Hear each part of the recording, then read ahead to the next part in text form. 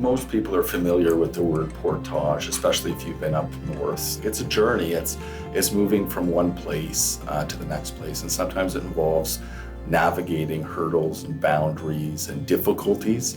And I think it's a good representation of what we do at Portage here, which is helping you navigate the various challenges throughout the selling of your business.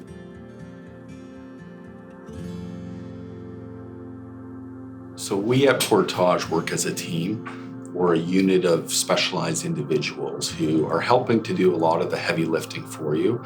We're looking to guide you throughout the process so you can continue managing your companies.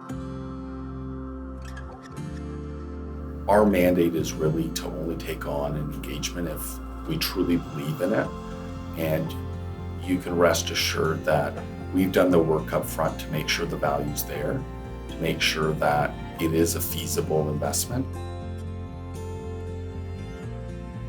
So many folks will come to us and they're not sure where to start. And with us, it begins with a cup of coffee and a conversation. We're guiding you through the process, and we fully understand what you're going through.